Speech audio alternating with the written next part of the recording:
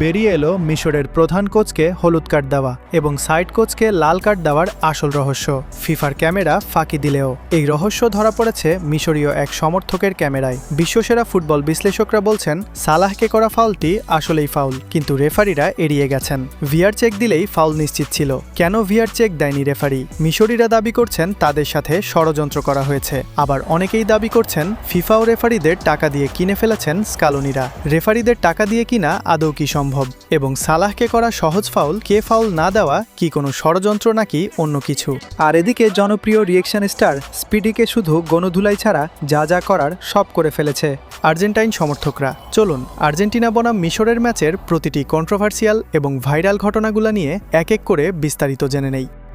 ম্যাচের শেষ দিকে ভিএআর রিভিউয়ের পর যখন সিদ্ধান্ত মিশরের বিপক্ষে যায়, হাসান রেফারির প্রতি ক্ষুব্ধ হয়ে তার দুই হাত দিয়ে এক্স আকৃতির একটা অঙ্গভঙ্গি করেন। এটা গুরুত্বপূর্ণ কারণ ফিফার নিয়ম অনুযায়ী এই এক্স জেস্টারটা হলো বর্ণবাদী নির্যাতনের রিপোর্ট করার জন্য নির্ধারিত ইউনিভার্সাল সিগন্যাল। এই জেস্টার দেখানো হলে রেফারির একটা 3 ধাপের প্রোটোকল অনুসরণ করার কথা। প্রথমে খেলা সাময়িক বন্ধ করা, তারপরও চললে খেলা স্থগিত করা এবং তাতেও না থামলে ম্যাচ বাতিল করে দেওয়া। কিন্তু রেফারি লেতেক্সিয়ে এই প্রোটোকল অনুসরণ না করে মিশরের কোচ হাসানকে হলুদ কার্ড দেখিয়ে খেলা চালিয়ে যান। এক্সট্রা টাইমের 9 মিনিটে ভিএআর রিভিউয়ের অভাব নিয়ে আপত্তি জানানোর কারণে হাসান নিজেই পরে বলেছিলেন তিনি শুধু বলছিলেন এটা অন্যায্য, হয়তো রেফারি কিছু একটা লুকাচ্ছেন। ঠিক কেন তাকে হলুদ কার্ড দেখানো হলো, এক্স জেস্টারের জন্য নাকি রেফারির সাথে তর্কের জন্য তা স্পষ্ট নয়। তবে পুরো ম্যাচ জুড়েই উত্তেজনা তৈরি হচ্ছিল সেটা স্পষ্ট ছিল।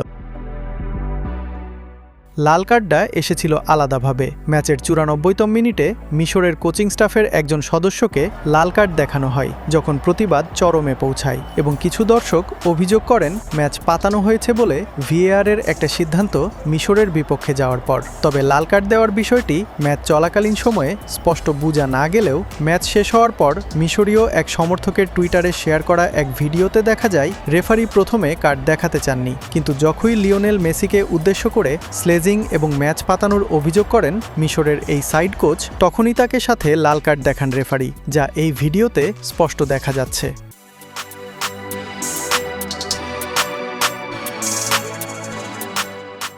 এবার আসা যাক বহুল আলোচিত বাতিল হওয়া সালাহের সেই কাঙ্ক্ষিত ফাউল নিয়ে। ঘটনা 1, ম্যাক অ্যালিস্টার বনাম হামদি ফাথি। কি ঘটেছিল? আর্জেন্টিনার আলেক্সিস ম্যাক অ্যালিস্টার মিশরের হামদি ফাথিকে বক্সের ভেতর শার্ট ধরে টেনেছিলেন। ফাথি মাটিতে পড়ে যান। এটা কি সত্যিই ফাউল ছিল? হ্যাঁ, এখানে বিশ্লেষকদের মধ্যে তেমন দ্বিমত নেই। ইএসপিএনের ম্যাচ রিপোর্টে সরাসরি লেখা হয়েছে, রিপ্লেতে দেখা গেছে ম্যাক অ্যালিস্টার একটা জোরালো শার্ট পুল দিয়ে ফাউল করেছেন। এটা সম্ভাব্য নয়, বরং সাংবাদিকরা রিপ্লে দেখে একে সরাসরি ফাউল হিসেবেই বর্ণনা করেছেন। সমস্যাটা কোথায়? এই ঘটনা রেফারি রিয়েল টাইমে মিস করেছেন এবং ভিএআরও এটা রিভিউ করেনি। এখানেই মূল ইনকনসিস্টেন্সি বিতর্ক, কারণ ঠিক এর আগেই মিশরের জিকোর গোল বাতিল হয়েছিল একটা শার্ট হোল্ড ও পায়ে পা লাগা ফাউলের জন্য, যেটা গোলের 20 সেকেন্ড আগে ঘটেছিল এবং মাঠের অন্য প্রান্তে হয়েছিল, অর্থাৎ একটা প্রায় একই ধরনের ফাউল। একবার ভিএআরে ধরা পড়ল এবং গোল বাতিল হলো, কিন্তু আরেকবার একই ধরনের ফাউল আর্জেন্টিনার বিপক্ষে ঘটার পরও ভিএআর সেটা রিভিউই করল না। ঘটনা 2, সালাহ বনাম আর্জেন্টাইন ডিফেন্ডার। কি ঘটেছিল? ম্যাচের একদম শেষ দিকে সালাহ নিজে দাবি করেন তাকে ফেলে দেওয়া হয়েছে। ডিফেন্ডারের নাম নিয়ে সামান্য গরমিল আছে। কিছু সূত্রে হুলিয়ান আলভারেজ, কিছু সূত্রে নিকোলাস তালিয়াফিকো বলা হয়েছে। রিপ্লেতে দেখা গেছে এটা বুট বনাম বুট কন্ট্যাক্ট, যেখানে দুই খেলোয়াড়েরই নিজস্ব দৌড়ের মোমেন্টাম কন্ট্যাক্ট তৈরি করেছে। অর্থাৎ এটা কোনো ইচ্ছাকৃত ট্যাকেল বা লেগ চাপা দেওয়া ছিল না, বরং দুজনই দৌড়ে আসার সময় পায়ে পা লেগে যাওয়া। এটা কি সত্যিই ফাউল ছিল?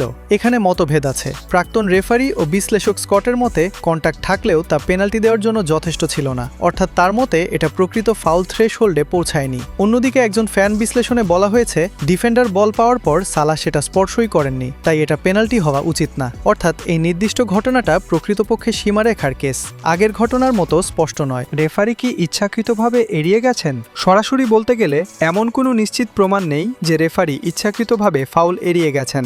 যা প্রমাণিত তা হলো একটা ভিএআর প্রোটোকল ও সামঞ্জস্যতার সমস্যা, ষড়যন্ত্রের প্রমাণ নয়। ভিএআর শুধুমাত্র স্পষ্ট ও সুনির্দিষ্ট ভুল থ্রেশহোল্ড পার হলেই হস্তক্ষেপ করে এবং কোনো ঘটনা এই থ্রেশহোল্ড পার করবে তা অনেকাংশে ব্যক্তিগত বিচার বুদ্ধির ওপর নির্ভর করে। মিশরের ফুটবল বিশ্লেষক Ahmad Yusuf BBC BBC radio 5 লাইভে বলেছেন, ভ্যার এবং সিদ্ধান্তে এই মুহূর্তে প্রচুর ইনকনসিস্টেন্সি আছে। রেফারি জিকোর গোল বাতিলের সিদ্ধান্তটা ভুল ছিল, কারণ যে দূরত্ব ও সময় পার হয়ে গিয়েছিল তাতে ফাউলটা এত সামান্য ছিল যে আমি বুঝতে পারি কেন মিশরের কোচিং স্টাফ ও স্কোয়াড হতাশ। বিবিসির ডেল জনসন ও অ্যালান শিয়েরারও একই সামঞ্জস্যতার প্রশ্ন তুলেছেন। দুটোই ফাউল, নয়তো কোনোটাই নয়। আর্জেন্টিনা কি ফিফাকে টাকা দিয়েছে বা রেফারি কিনে নিয়েছে? চলুন বিস্তারিত জেনে নেই। ফিফাতে দুর্নীতি হয়েছিল, কিন্তু ভিন্ন জায়গায়। 2015 সালে আমেরিকার বিচার বিভাগ ইউএসডিওজে ফিফার বিরুদ্ধে বিশাল দুর্নীতির মামলা করেছিল। অনেক কর্মকর্তা গ্রেপ্তার ও শাস্তি পেয়েছিলেন। কিন্তু এই দুর্নীতি ছিল কোনো দেশ বিশ্বকাপ আয়োজনের ভোট পাবে বা টিভি সম্প্রচার ও মার্কেটিং সত্ত্ব কে পাবে তা নিয়ে, অর্থাৎ বোর্ডরুম লেভেলের ঘুষ, বছরের পর বছর ধরে পরিকল্পিত। এটা কখনোই একটা নির্দিষ্ট ম্যাচে রেফারি কিনে ফেলা টাইপের দুর্নীতি ছিল না। তাই এই ইতিহাস দেখিয়ে বলা ভুল যে যেহেতু আগে দুর্নীতি হয়েছে তাই এই ম্যাচেও নিশ্চয়ই হয়েছে। এই দুটো সম্পূর্ণ ভিন্ন ধরনের জিনিস। রেফারি কেনা কেন কার্যত অসম্ভব। 4টা কারণ। 1. রেফারি বাছাই সম্পূর্ণ ফিফার হাতে, কোনো দলের হাতে নেই। বিশ্বকাপের নিয়ম অনুযায়ী রেফারি, সহকারী রেফারি এবং ভিএআর অফিসিয়াল এদের বাছাই সরাসরি ফিফা করে। কোনো জাতীয় ফুটবল সংস্থা, আয়োজক দেশ বা অংশগ্রহণকারী দলের কোনো ইনপুট এখানে থাকে না। অর্থাৎ আর্জেন্টিনা ফুটবল ফেডারেশন চাইলেও কোনো রেফারি কোনো ম্যাচে থাকবে তা প্রভাবিত করতে পারে না। 2. একা রেফারিকে কিনলেও লাভ নেই, কারণ ভিএআরে একাধিক স্বাধীন ব্যক্তি জড়িত। ভিএআর সিস্টেমে রেফারি ছাড়াও একজন আলাদা ভিএআর অফিসিয়াল এবং ভিএআর অ্যাসিস্ট্যান্ট ভিএআর টিভি ফুটেজে স্বাধীন অ্যাক্সেস নিয়ে কাজ করেন। একজনকে ঘুষ দিলেও বাকিরা রিভিউতে ধরে ফেলবে। একটা পুরো ম্যাচ পাতাতে গেলে একসাথে একাধিক স্বাধীন কর্মকর্তাকে কিনতে হবে, যেটা লজিস্টিক্যালি প্রায় অসম্ভব। 3. আলাদা একটা পুরো বিভাগ শুধু ম্যাচ ম্যানিপুলেশন ধরার জন্য কাজ করে। ফিফার নিজস্ব ফিফা ইন্টিগ্রিটি ডিপার্টমেন্ট আছে, আর টুর্নামেন্ট চলাকালীন একটা বিশেষ FIFA integrity task force FITF গঠন করা হয় শুধু ম্যাচ পাতানো ও দুর্নীতি সংক্রান্ত বিষয় মনিটর করার জন্য। খেলোয়াড়, কোচ, রেফারি সবাইকে টুর্নামেন্টের আগে ইন্টিগ্রিটি ওয়ার্কশপে বাধ্যতামূলকভাবে অংশ নিতে হয়, এবং কেউ ঘুষের প্রস্তাব পেলে তা রিপোর্ট করা তাদের জন্য বাধ্যতামূলক নিয়ম। 4. বেটিং ডেটা দিয়ে অস্বাভাবিক প্যাটার্ন ধরার প্রযুক্তি আছে। স্পোর্ট রেডারের মতো প্রতিষ্ঠানের universal fraud detection system real টাইমে বিশ্বের সব বেটিং মার্কেটের অডস মনিটর করে। কোনো ম্যাচে অস্বাভাবিক বেটিং প্যাটার্ন দেখা গেলে, যেমন হঠাৎ কেউ বিশাল অঙ্কের বাজি ধরছে একটা নির্দিষ্ট ফলাফলে, সেটা স্বয়ংক্রিয়ভাবে ফ্ল্যাগ হয়ে যায়। তাহলে এই ম্যাচের বিতর্কিত সিদ্ধান্তগুলোর ব্যাখ্যা কি? এখানেই সবচেয়ে গুরুত্বপূর্ণ পয়েন্ট। মানুষের ভুল আর দুর্নীতি এক জিনিস নয়। ভিএআর নিয়ম অনুযায়ী রেফারি শুধুমাত্র তখনই ভিএআর এর সাহায্য নিতে পারেন যখন সেটা স্পষ্ট ও সুনির্দিষ্ট ভুল হয়, আর এই স্পষ্ট কতটা স্পষ্ট তা শেষ পর্যন্ত মানুষের বিচার বুদ্ধির ওপর নির্ভর করে। এই একই ইনকনসিস্টেন্সি বিশ্বকাপের প্রায় প্রতিটা ম্যাচেই দেখা যাচ্ছে। সেনেগাল বেলজিয়াম ম্যাচে সেনেগালের বিপক্ষে, প্যারাগুয়ে ফ্রান্স ম্যাচে প্যারাগুয়ের বিপক্ষে একই ধরনের বিতর্কিত ভিএআর সিদ্ধান্ত এসেছে। অর্থাৎ এটা শুধু আর্জেন্টিনার ম্যাচেই ঘটছে না, এটা এই টুর্নামেন্ট জুড়ে ভিএআর এর একটা পরিচিত সমস্যা।